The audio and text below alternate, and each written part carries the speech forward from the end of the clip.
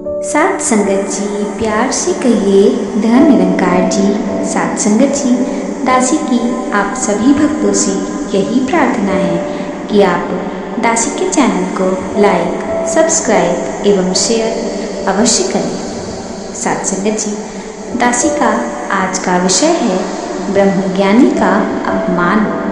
सात संगत जी, हर व्यक्ति किसी न किसी गलती के कारण या अनजाने में ही अपने से बड़े व्यक्ति का या फिर कभी कभी ब्रह्मज्ञानी व्यक्ति का अपमान कर देते हैं, जिसका बुरा प्रभाव उनके जीवन पर पड़ता है। सात संगत जी, इसी विषय को बताने के लिए दासी राजा परीक्षित की एक कहानी आपके सामने प्रस्तुत करने जा रही है। तो आइए इसे सुनते हैं।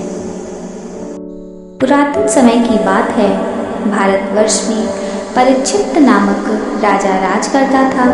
राजा परीक्षित अत्यंत उदार, प्रजाहितकारी एवं धार्मिक विचारों वाला था। प्रजा का पालन करने के लिए वो सदैव तत्पर रहता था। उसके राज में प्रजा निर्भय एवं सुखी थी। सभी को न्याय मिलता था। राजा भी किसी के साथ भेदभाव नहीं करता था। वह स्वयं भी सूरवीर एवं न्यायी था। संपूर्ण पृथ्वी की रक्षा करने की क्षमता उसमें थी। उसने कृपाचार्य से धनुर्विद्या ग्रहण की थी। ऐसा महापराक्रमी राजा परम भगवत भक्त भी था। उसने 60 वर्ष तक राज किया। एक बार राजा परीक्षित शिकार करने के लिए जंगल में गया। एक सुंदर एवं चपल हिरण का पीछा करते हुए काफी देर हो गई, परंतु हिरण हाथ नहीं लगा।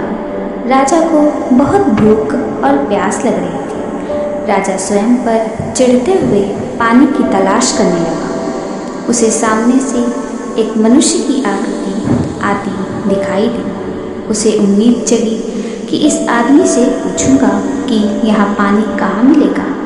वह एक ऋषि था। उन्हें प्रणाम करते हुए राजा ने पूछा, यहाँ आसपास कहीं पानी मिलेगा क्या?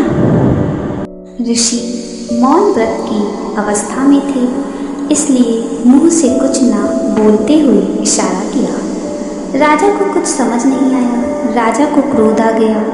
राजा ने दोबारा चिल्लाकर पूछा। इस बार भी ऋषि ने अपने मुंह से कोई उत्तर नहीं दिया।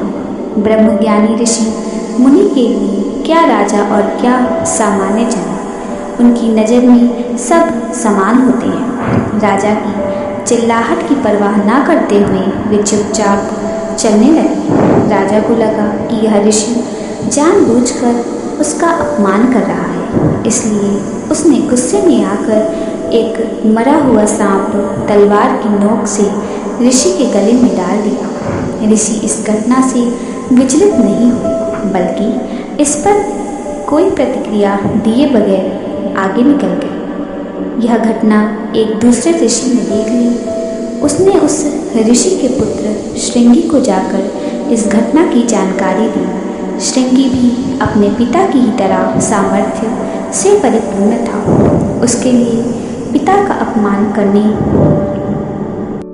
वाला राजा परीक्षित है। यह सुनते ही श्रृंगी के क्रोध की सीमा न रही। उसने राजा को श्राप दे दिया कि जिस प्रकार एक प्रजापालक राजा ने एक निर्दोष ऋषि का अपमान किया है, उसी प्रकार 7 दिन के अंदर तक्षक नाग के डसने से राजा परीक्षित की मृत्यु हो जाएगी। राजा परीक्षित तमाम प्रयासों के बावजूद भी अपने आप को तक्षक नाग से ना बचा पाए।